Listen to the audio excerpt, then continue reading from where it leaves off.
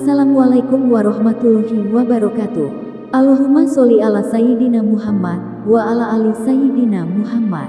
Pemirsa yang dirahmati Allah, marilah kita simak ceramah dari Buya Arozi Hashim dengan tema Rahasia Sholat di Malam Hari. Sebelumnya marilah kita perbanyak sholawat minimal 1000 kali sehari, agar hidup kita penuh barokah dan mendapatkan syafaat kelak. Jangan lupa berikan dukungan kepada channel kami dengan memberikan super thanks seikhlasnya. Marilah kita doakan agar Buya Arozi Hashim dan keluarga diberikan kesehatan dan kebahagiaan dunia dan akhirat. Amin ya robbal alamin. Surat kedua turun antara Al-Muddathir dan Al-Muzammil. Saya cenderung kepada Al-Muzammil, walaupun sebagian guru saya mengatakan Al-Muddathir. Al-Muzammil itu artinya yang berselimut. Kenapa saya katakan begitu? Karena dalam hadis Nabi Muhammad SAW disebutkan beliau setelah dapat wahyu pertama, ya, lalu kemudian sering kalau datang halnya itu, datang wahyu, beliau mengatakan zammiluni, zammiluni, zammala yuzammilu, zammiluni. Maka orangnya disebut muzammil, orang yang berselimut. Itu salah satu nama baginda Nabi Muhammad SAW. Jadi Al-Muzammil itu nama Nabi SAW. Maka orang-orang tertentu kalau baca surat Al-Muzammil, ya, dia baca kemudian sallallahu alaihi Muhammad. Ya. Kan perintah di situ, qumil laila illa qalila, bangunlah malam hari meskipun sedikit. Terus di ayat ke-8-nya. Nah, ayat 8-nya, setelah qara'a baru zakara, setelah menghimpun baru zikir. Jadi ternyata lain menghimpun dengan menzikir. Wadhkur isma rabbika wa tabattal ilaihi tabtila. Ayat ke-8 itu. Nanti silakan dilihat di rumah ya. Surat Al-Muzammil ayat ke-8. Saya tidak pakai tafsir Isy'ari, enggak perlu. Tafsir Sufi enggak perlu. Cukup pakai tafsir yang ada. Ibnu Katsir, Tabari, Qurtubi, bacaan-bacaan kita itu. Ya. Fakhruddin Ar-Razi. Apa kata beliau?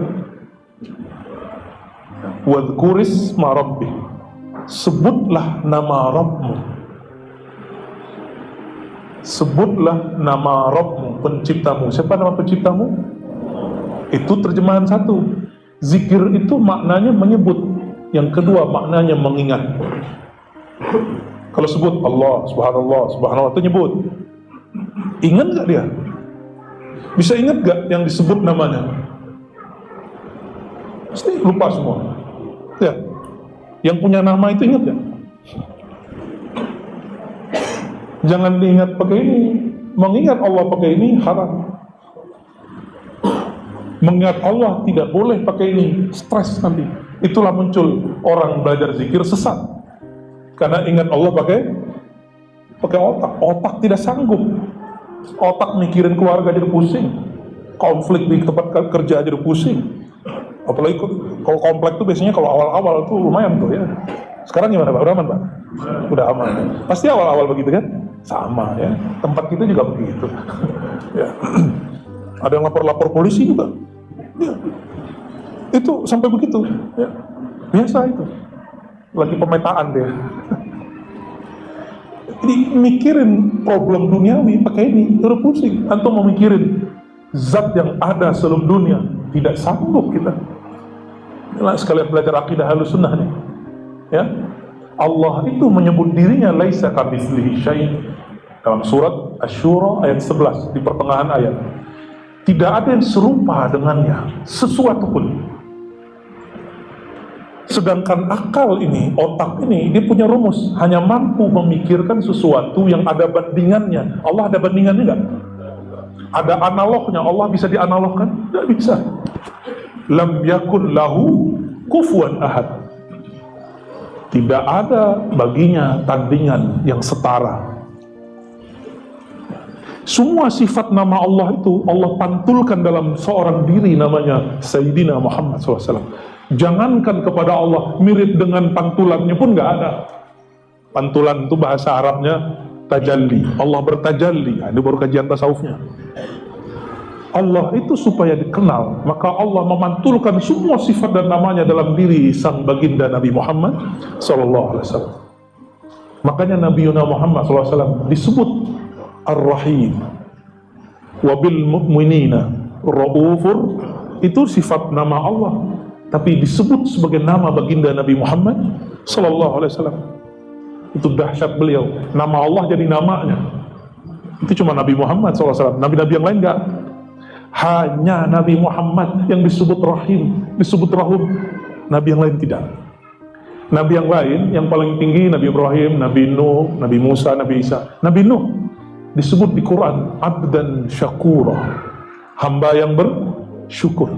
Tidak sampai rahimah. Kenapa? Dia masih mendoakan umatnya hancur binasa. Ini baru ngurusin masyarakat sedikit sudah main kutuk-kutuk kan kita. Maka kita ini belum layak disebut rahim. Rasulullah SAW dilempar, dilukai. Itu kan mirip seperti hari ini. Beliau itu lengkap, dibully secara verbal iya, disakiti secara zahir iya, disinggung batinnya iya. Lengkap Nabi.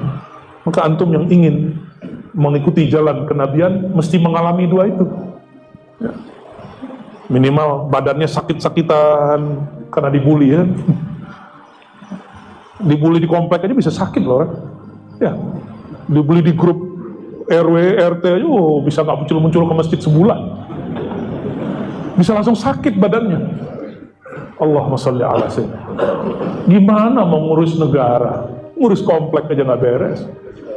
Nyalek, ya salam.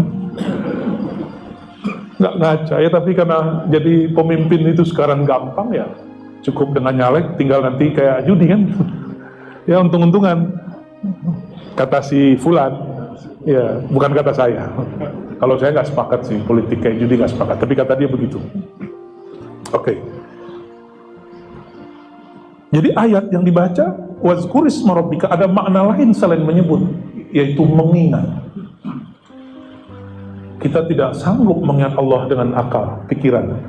Maka kata Imam Al-Qushairi, imam ini imam ahli hadis. Apa kata beliau? Namun ahli qalbu. Wazkur rabbaka idza nasita.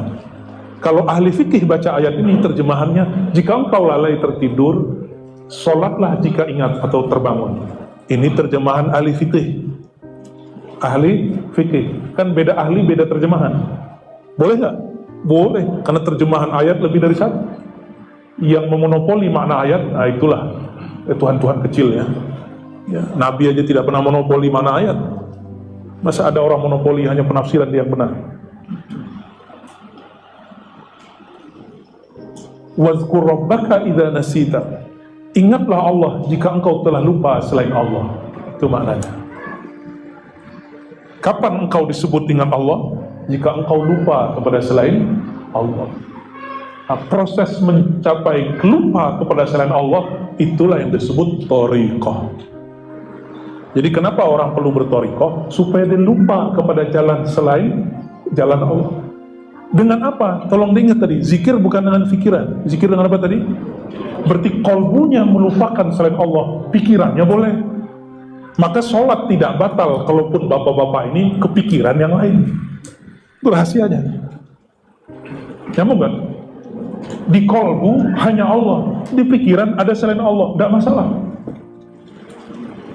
Ya, jadi bisa memisahkan ini. Ini bukan pembenaran tidak khusyuk lah ya.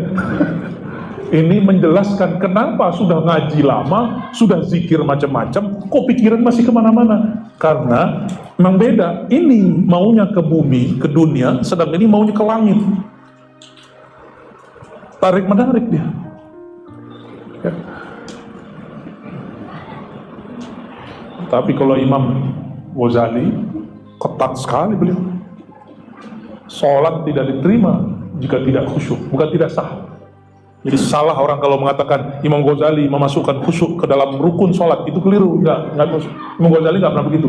Imam Ghazali memasukkan khusyuk kepada bab syartul qabul, syarat atau rukun diterimanya sholat, bukan rukun sah sholat, bukan syarat sah sholat, itu lain.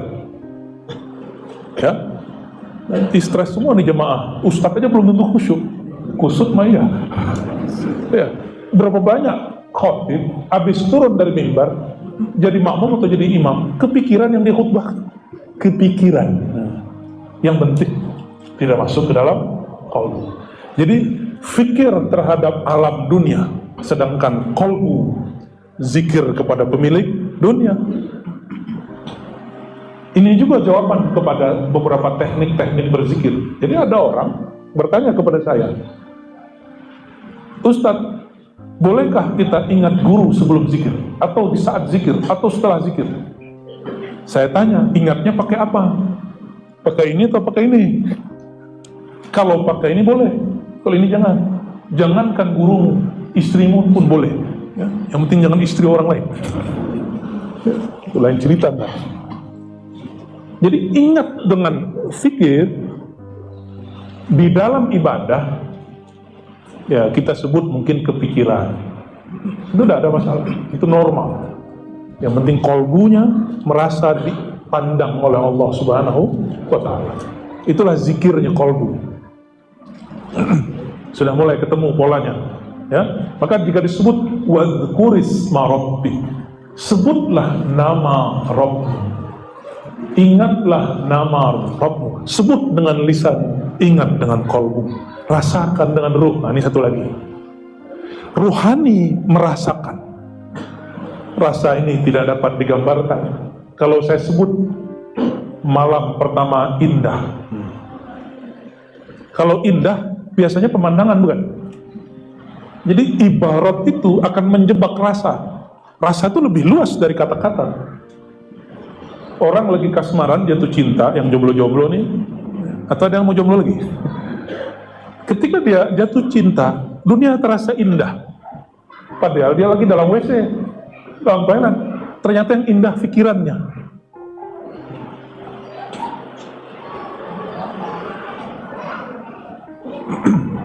Maka zikir ini ada 3 tingkatannya. Ayat tadi, zikir menyebut dengan lisan, munafik juga bisa. Handphone lebih dahsyat. YouTube kita itu puterlah, ada zikir subhanallah wa bihamdi surah azim 1 jam non-stop. Ada nggak? Ya, zikir lafaz Allah Allah Allah 1 jam non-stop, nggak capek dia. Ya, salawat hadiah, salawat tafrijiyah, macam-macam. Ada salat hadiah tuh 3 jam. Nggak pernah capek di YouTube. Paling habis apa? Datanya habis. Itulah bedanya. Data bisa habis kalau handphone. Tapi kalau handphone nyambung dengan wifi, habis nggak dia? Tinggal wifi-nya setor, ya. Bayar tiap bulan. Bener? Paham? Ini cuma ilustrasi. Kalau smart kolbu ini sama dengan smartphone, bisa kehabisan data dia. Paham nggak maksudnya? Kehabisan kondisi. Maka kita butuh bergabung, bergaul, berkelompok dengan orang-orang sesama ahli zikir. Disebut majelis zikir. Inilah kalam baginda Rasulullah SAW. Idza marartum bi riyadil jannah. Jika engkau melewati tempat-tempat wifi kolbu bernama Riyadul Jannah, taman-taman surgawi, fartau, maka isilah pulsa kolbu, isilah kekuatan kolbu.